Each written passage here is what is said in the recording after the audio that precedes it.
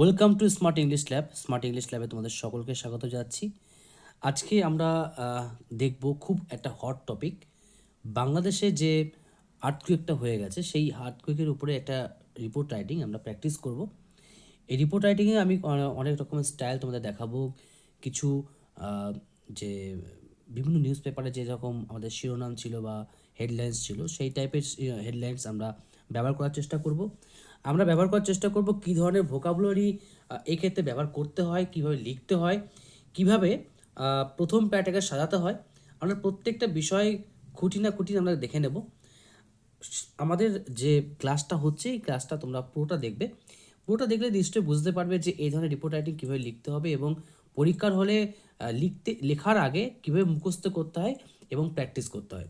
তো প্রথমে আমি যে দুটো হেডলাইন দিয়েছি, দেখো লেখা আছে 57 magnitude earthquake hits Bangladesh, tremors felt in Kolkata. এটা একটা কাছাকাছি এরকম টাইপের হেডলাইন্স কিন্তু কাগজে বেরিয়েছিল। 6 dead after 5.7 magnitude earthquake jolts Bangladesh, মানে নাড়িয়ে দেওয়া, জলস মানে নাড়িয়ে দেওয়া। ট্রেমার্স র্যাটেলস ইন কলকাতা, মানে এটাও তোমার হচ্ছে কলকাতাতে এরকম একটা কম্পন অনুভূত হয়েছে। র্যাটেল মানে র্যাটেল স্নেক থেকে হয়, যে নড়ে যাওয়া, জাস্ট এটা শেখি, হ্যাঁ, ক্ষীণ মানে খুব অল্প একটা মুভমেন্ট হলে সেক্ষেত্রে র্যাটেল শব্দ ব্যবহার করা যায়। তো আমাদেরকে এই যে জলস বা র্যাটেলস, এখানে আরটাকে বড় হাতে করে দেবে তোমরা, ঠিক আছে? র্যাটেলস বড় হাতে দেবে, ক্যাপিটাল দেবে। বা ট্রেমর্স বা এই যে কথাগুলো আছে এগুলো হচ্ছে কম্পন, বা হিটস আঘাত করা, ও আর্থকুয়েক মানে হচ্ছে ভূমিকম্প। এই ধরনের যে ওয়ার্ডগুলো খাতায় লিখে মুখস্থ করবে। এবার দেখো যেটা শেখার এখানে, সেখানে কি আমি যে বলেছি ফেল্ড করে, ট্রেমার্স ফেল্ড, তাহলে ট্রেমার্স তো নিজে নিজে ফেল্ড হয় না, কারোর দ্বারা হয়, প্যাসিভ সেন্সে হয়। কিন্তু যখন আমরা হেডলাইন লিখবো আমরা কোনো ওয়াজার লিখবো না, ওয়াজার ছাড়াই ভিত্তিভাবে আমাদের লিখতে হয়। এইটাই হচ্ছে শিরোনামের একটা স্টাইল। এখানে আর একটা বিষয় যেটা প্রযোজ্য, সেটা দেখো আমি প্রেজেন্ট টেন্সে দেওয়ার চেষ্টা করেছি। হেডলাইন্স তোমরা প্রেজেন্ট টেন্সে দেবে, এটা বেশি ক্যাচি হয়। ভিতরে তুমি পাস্ট টেন্সে যা খুশি করো, কিন্তু হেডলাইন্সগুলোকে প্রেজেন্ট টেন্সে লিখবে। যতটা পারো চেষ্টা করবে সেখানে বিভার্বের ব্যবহারটা করবে না, বিভার্বের পরিবর্তে ডু ভার্বের ব্যবহার করবে। এবং আকর্ষণীয় করার জন্য যে ধরনের হেডলাইনগুলো দরকার, সেই হেডলাইনের আইডিয়া তোমরা কিন্তু গুগলে যাবে, হ্যাঁ, তোমরা গুগলে যাবে, গুগল ক্রোমে গিয়ে যে কোনো একটা ইভেন্ট নিয়ে, মনে করো ধরো আর্থকুয়েক নিয়ে কোনো একটা কথা আছে, তো আর্থকুয়েক নিয়ে কোনো একটা কথা থাকলে সেই আর্থকুয়েক কথাটাকে নিয়ে বলো একটা ইয়ে করো, মানে সার্চ করো report on earthquake, report on earthquake by the Hindu, Hindu মানে হিন্দু নিউজ পেপার বা দ্য টেলিগ্রাফ। এইভাবে তোমরা কিন্তু সার্চ করে দেখতে পারো। যেই সার্চ করবে সঙ্গে সঙ্গে কিন্তু প্রচুর পরিমাণে তোমাদের লিঙ্ক চলে আসবে। সেই লিঙ্কে যে ধরনের হেডলাইন ব্যবহার করা হয়েছে বা যে স্টাইলে লিখেছে সেই টাইপের লেখা কিন্তু বাড়িতে নিজের মতো খসড়া করে বাড়িতে বারবার করে প্র্যাকটিস করো। চেষ্টা করবে সেই ধরনের মডার্ন যে ইউজগুলো আছে সেগুলোকে ব্যবহার করার, তাহলে তোমার লেখার মধ্যে কিন্তু আকর্ষণীয়তা থাকবে। আশা করি তুমি আমার কথা বুঝতে পেরেছো। তোমরা এইভাবে কিন্তু বাড়িতে প্র্যাকটিস করবে। তো এবার আমরা দেখব যে এখানে আর কি কি করতে হয়। তো এটা তো গেল শিরোনাম, গেল এখানে একটা শিরোনাম দিয়েছি বা হেডলাইন দিয়েছি, নিচে একটা হেডলাইন দিয়েছি, আমি দিয়েছি। যে কোনো একটা হেডলাইন তোমরা কিন্তু ব্যবহার করবে, ঠিক আছে? দুটোই কিন্তু ব্যবহার করবে না, যে কোনো একটা ব্যবহার করবে, বা তোমাদের নিজস্ব কোনো কিছু ক্রিয়েশন থাকলে সেটাও ব্যবহার করতে পারো, কোনো সমস্যা নেই। এরপরে যেটা দিয়েছি সেটা হচ্ছে লেখা আছে আওয়ার স্পেশাল করেসপন্ডেন্ট। এখন প্রশ্ন হচ্ছে, তাহলে আমরা কি এখানে বাই এ স্টাফ রিপোর্টার যেটা লিখতে হয় সেটা কি আমরা লিখবো না বা লেখা যায় না? অবশ্যই লেখা যাবে, হ্যাঁ, ঠিক আছে, অবশ্যই লিখতে পারো, কোনো সমস্যা নেই। তবে একটা জিনিস তোমাকে একটু মেনশন করে দিচ্ছি, এটা খেয়াল করবে। যখন ন্যাশনাল কোনো নিউজ হবে সেক্ষেত্রে তুমি বাই এ স্টাফ রিপোর্টার দাও। যখন ইন্টারন্যাশনাল কোনো নিউজ হবে সেক্ষেত্রে কিন্তু এই আওয়ার স্পেশাল করেসপন্ডেন্ট এই লেখাটার প্রয়োগটা করবে, ঠিক আছে? এটা কিন্তু মাথায় রাখবে। এবার যদি কেউ বাই স্টাফ রিপোর্টার লেখে তাহলে কি তার কি ভুল হবে? না, ভুল হওয়ার কোনো বিষয়টা নেই, ভুল ওভাবে হয় না। তবে কি বলতো, প্রত্যেকজন যারা খাতা দেখে, যারা এক্সামিনার খাতা দেখে, তারা কিন্তু চায়, তারা কিন্তু এটা মানে মানে বলতে চাই যে তুমি এই ধরনের রিপোর্ট রাইটিংয়ের ক্ষেত্রে এই ধরনের ব্যাপারটা করো। তো যেহেতু এখানে তুমি মনে নাও রাখতে পারো বা তোমাদের মনে নাও থাকতে পারে, তো বাই স্টাফ রিপোর্টার এটাও দিয়ে লিখতে পারো বা এটাও দিয়ে ব্যবহার করতে পারো। তো যাই হোক না কোনো যে কোনো একটা দিতে হবে। এবার আমরা কি করব, আওয়ার স্পেশাল করেসপন্ডেন্ট লেখার পরে আমি XYZ লিখেছি। এই XYZ মানে হচ্ছে একটা প্রেসের নাম, ঠিক আছে, যে প্রেসে দাঁড়িয়ে তুমি রিপোর্টটা করছো। তুমি নিশ্চয়ই বাংলাদেশের থেকে রিপোর্টটা করছো না, তুমি ইন্ডিয়া থেকেই রিপোর্টটা করছো। তো ইন্ডিয়াতে আমি কোনো পার্টিকুলার জায়গার নামটা বললো না। এবার কথা হচ্ছে যে যদি এই যে বাংলাদেশ বা কলকাতা কথাগুলো আমি উল্লেখ করলাম, তাহলে এখানে উল্লেখ করলাম, তাহলে আমি এখন এখানে কেন দিচ্ছি না? আমি তোমাকে জাস্ট যে রিপোর্টগুলো তোমাদের বিভিন্ন কাগজে দিয়েছে বা দেয় সেই টাইপের একটা তোমাকে এক্সাম্পল আমি দেখিয়েছি।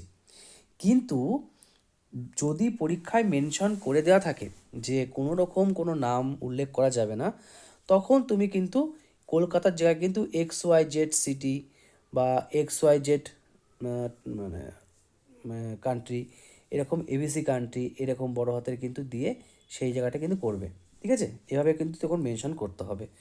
অর্থাৎ যদি কোনো হিন্টস না দিয়ে দেয় বা বোঝে না, তখন কিন্তু এভাবে বেরোতে হবে। বা এমনভাবে আমি শিরোনামটা লিখবো, সেখানে কোনো দেশ বা জায়গার নামটা দেওয়ার প্রয়োজন পড়বে না, জাস্ট ABC বা XYZ করে লিখে দিলে আমার হয়ে যাবে। সেই জন্যে কিন্তু আমি এখানে জায়গাটার নামটা XYZ তোমাদের প্র্যাকটিস করাচ্ছি। এবার দেখো লেখা আছে 22 নভেম্বর। নভেম্বর মানে কি শর্ট ফর্ম NOV, এই ফর্মগুলো কিন্তু এভাবে লিখতে হবে, পুরো নভেম্বর কথা লেখা যাবে না।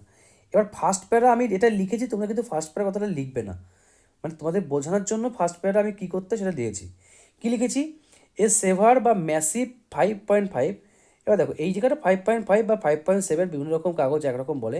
তো যাই হোক আমি এখানে এটা আমার জাস্ট লেখাটা, তোমরা 5.7 যদি এখানে দাও তাহলে এখানেও 5.7 দেবে 5.5-এর জায়গায়। ম্যাগনিটিউড আর্থকুয়েক হিট, এই হিটটা কিন্তু এই হিটস নয়, এটা কিন্তু প্রেজেন্ট টেন্সে ছিল হেডলাইনে, এখন কিন্তু এটা হয়ে যাবে কিছু হবে না, এটা সিম্পল পাস্ট টেন্সে হবে। সেন্ট্রাল বাংলাদেশ অন ফ্রাইডে, শুক্রবারে আগাথানে, killing at least 6 people and injuring several reported officials. মানে কি, যে বলছে যে এক প্রচণ্ড বা ম্যাসিভ মানে সেবার মানে প্রচণ্ড বা তীব্র 5.5, এখানে 7 ম্যাগনিটিউড মানে রিক্টার স্কেলে যেটা বলে তীব্রতা নিয়ে আর্থকুয়েক হিট করে সেন্ট্রাল বাংলাদেশ মানে বাংলাদেশের যে কেন্দ্রে, যেটাকে আমরা ঢাকা হিসেবে জানি, শুক্রবারে। অন ফ্রাইডে মানে বারের আগে অন বসে। কিলিং অ্যাটলিস্ট, কিলিং মানে হত্যা করে, অ্যাটলিস্ট এই যে ING দিয়ে যে গল্পটা আছে এটা কিন্তু পার্টিসিপেল ব্যবহার। তো এটা দিয়ে বাক্য শুরু করা যেতে পারতো, আমি না করে কমা দিয়ে পরে রেখেছি। এটাই রিপোর্ট রাইটিংয়ের একটা মানে বলবো স্টাইল বলবো তোমাদেরকে, ঠিক আছে? তো এটা কিন্তু এই ING যে পার্টিসিপেল যে ব্যাপারটা কমা দিয়ে ভিতরে লিখবে, মানে প্রথম লাইনে দিয়ে শুরু করবে না, ভিতরে লিখবে। অ্যাটলিস্ট 6 পিপল, ছজন মানুষকে হত্যা করেছে, and injuring several reported officials, মানে কোনো ওদের যে রিপোর্ট আছে, যে অফিসিয়াল যারা আছে তার রিপোর্ট করেছে বলে আমরা জানতে পেরেছিস। তো এরকমভাবে অফিসিয়ালস বলে আমি বেরিয়ে যাব, কোনো ডিটেলসে কিছু বলার দরকার নেই। তো এটা হলো প্রথম যে লাইনটা। তারপরে কী লেখা আছে? দ্য আর্থকুয়েক হুইচ শুক বিল্ডিংস ইন ঢাকা। এই আবার বলছি যে এই যে নামগুলো আমি দিচ্ছি এটা কিন্তু জাস্ট ইনফরমেশন দেওয়ার জন্য, ঠিক আছে? তোমাদেরকে ইনফরমেশন দেওয়ার জন্য কিন্তু আমি নামগুলো ব্যবহার করেছি। তোমরা এখানে বেসিক ক্লাসে পরীক্ষায় মেনশন যদি করে দেয় যে কোনো নাম দেওয়া যাবে না, নাম থাকলে কিন্তু 10% ডিডাকশন হবে, যেটা তোমাদের প্রশ্নের প্রথমে লেখা থাকবে। প্রশ্ন পেয়েই কিন্তু প্রথমে কিন্তু দেখে নেবে, ঠিক আছে, যে এরকম কোনো নোটিশ দিয়েছে কিনা। এটা কিন্তু খুব কি পয়েন্ট। অনেকে কিন্তু প্রশ্ন পেয়েই লেখা শুরু করে।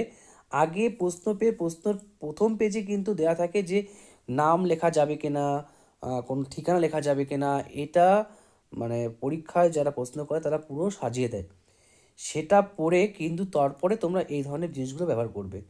তুমি যদি নাম টাম এসব ব্যবহার করো এবং মেনশন করা দেওয়া আছে যে 10% রিডাকশন হবে যা নাম্বার পাবে টোটাল নাম্বার থেকে, তাহলে কিন্তু যতই তুমি কান্নাকাটি করো না কেন পরে কিন্তু চাকরি পাবে না, ঠিক আছে? এটা কিন্তু দেখে নেবে। আমি জাস্ট তোমাদের ইনফরমেশন দেওয়ার জন্য লিখছি। And sent residents fleeing outdoors. Fleeing মানে পালিয়ে যেতে, মানে ঢাকাতে যখন এটা নাড়িয়েছে তখন রেসিডেন্স মানে কি যারা স্থায়ী বান্ধব তাদেরকে কী করেছে, বাইরে পালিয়ে যেতে বাধ্য করেছে। Was felt across several parts of the country, যেটা অনুভব করা গেছিলো across several parts of the country, সেটা সারা বাংলাদেশ তো অবশ্যই অনুভব করবে। আমরা যখন অনুভব করতে পেরেছি, তাহলে বাংলাদেশ কেন পারবে না পুরো পুরো কান্ট্রিটাই। And in neighbouring regions, region মানে কি অঞ্চল, ঠিক আছে, নেইবারিং মানে কি পার্শ্ববর্তী বা প্রতিবেশী, অফ ইন্ডিয়া, ভারতের মানে পার্শ্ববর্তী যে অঞ্চলগুলো আছে, মানে ভারতের যে পার্টগুলো বাংলাদেশের কাছাকাছি আছে আর কি, ইনক্লুডিং কলকাতা, মানে কলকাতাকে বিশেষ করে মেনশন করা আছে। অ্যাট অ্যারাউন্ড 10:30, এই সময়টা একটা ব্যাপার থাকে, 10:30, 10:38 এরকম ব্যাপার থাকে। তবে এই 10:30 হচ্ছে ওদের ওখানে হয়েছিল, আমাদেরকে কিন্তু আরও কম মানে আগে হয়েছে, কারণ ওরা তো 30 মিনিটস এগিয়ে আছে। হ্যাঁ, সেক্ষেত্রে আমি এটা এভাবে দিয়েছি, ইয়েস্টারডে মর্নিং, ঠিক আছে, ইয়েস্টারডে মর্নিং গতকাল সকালবেলা এটা ঘটেছে। যদি আমি মর্নিং বলেছি তাই আমি এম বসাইনি।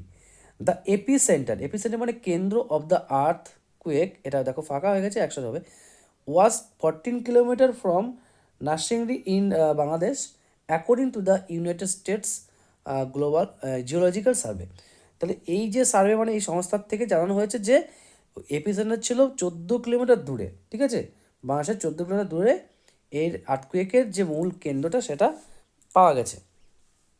এটা গেল আমাদের ফার্স্ট প্যারা। ফার্স্ট প্যারা আমরা এটা লিখবো, এই ধরনের মানে প্যাসেজটা লিখবো। সেকেন্ড প্যারা কী লিখবো? সেকেন্ড প্যারা আমরা লিখবো, দেখো লেখা আছে, ঢাকা বেসড ডিবিসি টেলিভিশন রিপোর্টে, ঢাকা বেসড মানে কি, ঢাকা যেসব টেলিভিশনগুলো আছে, রিপোর্টের মানে কি, তারা তথ্য দিয়েছে that at around 10:30 AM a severe tremor was felt in Dhaka, মানে 10:30 নাগাদ, সকাল 10:30 নাগাদ একটা প্রচণ্ড ট্রেমার মানে কম্পন, ট্রেমার মানে কম্পন, ওয়াজ ফেল্ট কেন, কারোর দ্বারা হয়েছে, ও ট্রিমারটা নিজে নিজে ফেল করে না, কারোর দ্বারা ফিল হয়েছে, মানে আমাদের দ্বারা হয়েছে, যেহেতু আমরা নেই তাই এটা প্যাসিভে থাকবে। In Dhaka the capital of Bangladesh, ঢাকাটাকে না বাংলাদেশের রাজধানী, with the epicentre located in the গ্রোসাল area of Narsingdi district about 25 kilometres from Dhaka, Dhaka থেকে যেটা 25 কিলোমিটার দূরে অবস্থিত। তো আগে যে 14 কিলোমিটার ছিল ওটা হচ্ছে এপিসেন্টারের যে মূল এটা, আর এটা এগুলো হচ্ছে ঢাকা থেকে 25 কিলোমিটার দূরে এই জায়গাটায় মানে এপিসেন্টারটা লোকেট করা হয়েছে। At a depth of 10 kilometre, যার মানে এপিসেন্টার তো কোথায় থাকে, ধরো এপিসেন্টারটা এখানে হচ্ছে, এখান থেকে যে ভূপৃষ্ঠ তার ডিস্টেন্সটা হচ্ছে 10 কিলোমিটার। দে অলসো রিপোর্টে, তারা আরও জানিয়েছে, that 6 people died in the capital, মানে রাজধানীতে যেহেতু অ্যাক্সিডেন্টটা হয়েছে তো ওখানেই কিন্তু 6 পিপুল মারা গেছে, ইনক্লুডিং 3, তাদের মধ্যে 3 জন, ইনক্লুডিং মানে তাদের মধ্যে হু আর কিল, যারা মারা গেছে হোয়েন এ রুপ অ্যান্ড এ ওয়াল কোলাপস, যখন একটা ছাদ এবং একটা পাঁচিল ধসে পড়ে, কোলাপস মানে ধসে পড়া, এইগুলোকে কিন্তু লিখে মুখস্থ করবে। অ্যান্ড 3 পেডেস্ট্রিয়ান্স মানে হচ্ছে পথচারী, who were struck by falling building railings, মানে ফলিং বিল্ডিং রেলিং মানে তারা আটকে পড়ে যায়। বাকি যে 3 জন, 6 জনের মধ্যে বাকি 3 জন পথচারী, যারা হচ্ছে একটা বাড়ি মানে ভেঙে পড়েছিল রেলিং, তার মধ্যে আটকে পড়ে, সেখানে তারা মারা যায়। বাংলাদেশ ডিজাস্টার ম্যানেজমেন্ট ওয়াজ প্রেসড ইনটু অ্যাকশন, বাংলাদেশের ডিজাস্টার যে ম্যানেজমেন্টটা আছে তাদেরকে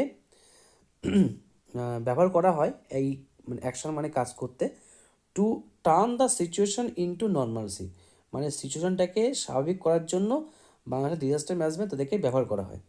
অ্যান্ড গভর্নমেন্ট মানে কি, সেই গভর্নমেন্ট, তাহলে এখানে লিখতে পারো বাংলাদেশ গভর্নমেন্ট বলতে পারো, ঠিক আছে, Bangladesh government also provided all necessary steps for the affected area, তো অ্যাফেক্টেড মানে কি, যেখানে ক্ষতিগ্রস্ত হয়েছে সেই ক্ষতিগ্রস্ত অঞ্চলের সমস্ত ধরনের প্রয়োজনীয় জিনিসগুলো তারা প্রোভাইড করছে, যেগুলো লাগে ভূমিকম্প হলে যেগুলো লাগে, ক্রেন লাগে, পরিষ্কার করার জন্য যে মানে বিষয় যন্ত্রপাতিগুলো লাগে, উদ্ধার কার্য করে তাদেরকে বিভিন্ন হসপিটালে পাঠানো, যা যা দরকার গভর্নমেন্ট সেগুলো প্রোভাইড করেছে। তো এটা গেল আমাদের সেকেন্ড প্যারা। এই সেকেন্ড প্যারা আমরা ডিটেলসে ঘটনাটা বললাম কী কী ঘটেছে। এবার আমরা যেটা করব সেটা হচ্ছে থার্ড প্যারা। থার্ড প্যারা কী করব, the tremor was fell not only widely across Dhaka around 10:40 AM, বা তা এখানে 10:40 কেন, দেখো ফিলিং যেটা হচ্ছে সেটা যেখান থেকে রিপোর্ট করছে সেইভাবে সেই রিপোর্টটা করবে। তো এখানে 10:40 করেছে, তুমি বলতে পারো আমি এখানে 10:30 আগে করেছি, আমি সেম রাখবো, সেম রাখতে পারো, কোনো সমস্যা নেই। But also in parts of India including waist Bengal and areas of the north east. মানে বলতে যদি শুধুমাত্র ঢাকায় এরকম অনুভব হচ্ছে তা নয়, সেটা ভারতবর্ষের পশ্চিমবঙ্গ এবং উত্তর দক্ষিণ দক্ষিণ পূর্ব যে সাইডটা আছে সেখানেও গিয়ে এটা হিট করেছে। There was no update of casualties in Kolkata and its surroundings. সেখানে কোনো নতুন কোনো ক্ষয়ক্ষতি, ক্যাজুয়ালিটি মানে হচ্ছে ক্ষয়ক্ষতির কোনো আপডেট নেই, এবং এর পার্শ্ববর্তী অঞ্চলেরও কোনো আপডেটটা নেই, মানে কোনো জানা যায়নি এখনো পর্যন্ত। There is hardly any chance of any after effect বা আফটার শক এটা বলতে পারো অফ আর্থকুয়েক ইন ইন্ডিয়া। মানে এটা মারা গেছে যে এই ট্রেমরটা যেটা কম্পাউন্ডটা হয়েছে সেটা খুবই ক্ষীণ, এবং এর যে আফটার শক বা আফটার ইফেক্ট বলে, যেটা একবার আঘাত আনার পর আবার রিটার্ন আসে, সেটা ভারতবর্ষে আর হওয়ার সম্ভাবনা নেই বলেই জানা গেছে। কমা দিয়ে said and geological expert two media, একজন ভূতত্ত্ববিদ তিনি মিডিয়াকে জানিয়েছেন। তো এইটাই যে কারো একটা ব্যক্তির কথা আমরা বলতে পারি। তো এটাকে তোমরা কোটেশনের মধ্যে দেখো, ঠিক আছে, কোটেশনের মধ্যে রাখো, তাহলে জিনিসটা খুব ভালো হবে। দেয়ারের আগে একটা কোটেশন দেবে এবং সেইডের আগে একটা কোটেশন দিয়ে শেষ করে সেইড অ্যান্ড জিওলজিক্যাল এক্সপার্ট দিয়ে শেষ করে দেবে। Residents of Kolkata and adjoining areas reported feeling mild tremors. তাহলে রেসিডেন্স মানে কি? রেসিডেন্স মানে হচ্ছে মানে যারা বাসিন্দা কলকাতা এবং তার পার্শ্ববর্তীকালের যে বাসিন্দা, তারা কি রিপোর্টেড মানে তারা কি জানিয়েছে, মানে রিপোর্ট বলতে সবসময় যারা সাংবাদিক তাদেরকে রিপোর্ট করবে, এটা তোমার সবসময় মনে রাখবে। ফিলিং মাইল্ড ট্রিমার্স মানে হালকা তারা একটা কম্পন অনুভব করেছে।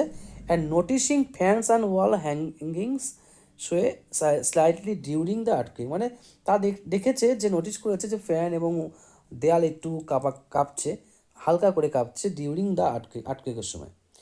Tremors were also felt in other parts of West Bengal, including দক্ষিণ and উত্তর Dinajpur, Cooch Behar, along with other state, including Meghalaya. তো আমি এগুলো বলে দিলাম যে কোথায় কোথায় ওয়েস্ট বেঙ্গল ছাড়া কোথায় কোথায় হয়েছে, সেটা আমি তোমাদেরকে বললাম। এই নামগুলোকে জাস্ট পরে মুখস্থ করবে। ত্রিপুরা, মিজোরাম, তো এটা দিল। সো ফার, যাই হোক, there are no reports of any injuries of casualties India. যাই হোক না কেন, আর কোনো নতুন করে কোনো ইনজুরিস বা ক্যাজুয়ালিটিস কোনো খবর ইন্ডিয়ার থেকে পাওয়া যায়নি, মানে ভারতবর্ষ থেকে পাওয়া যায়নি। তো এই প্যারাটা দিয়ে আমরা কী করলাম, শেষ করলাম। তো এটা হয়ে গেলো আমাদের থার্ড প্যারা, আর প্রথমে ছিল এটা সেকেন্ড প্যারা এবং তার আগেই ছিল ফার্স্ট প্যারা। তো তোমরা নিশ্চয়ই বুঝতে পেরেছো যে এই প্যারাগুলো তোমরা কী করবে, প্রত্যেকটা লাইন আমি তোমাদেরকে বুঝিয়ে দিলাম, তোমরা প্রত্যেকটা লাইন বুঝবে এবং প্রত্যেকটা স্ক্রিনশট তুলে বাড়িতে ভালো করে প্র্যাকটিস করো। এটা খুবই হট টপিক। আর্টকুইক যে বাংলাদেশ থেকে দেবে এমন নয়, দিতেও পারে, আবার এই টাইপের আর্টকুইকের উপরে যে কোনো কোশ্চেন কিন্তু হতে পারে। তো একটা যদি করি, মোটামুটি একটা কনসেপ্ট ক্লিয়ার থাকবে যে কীভাবে লিখতে হয়, কোন কোন ভাষা ব্যবহার করতে হয়, কীভাবে করতে হয়, এটা তোমাদেরকে আইডিয়া দেবে। আমি আরও তোমাদেরকে এভাবে প্রোভাইড করার চেষ্টা করব।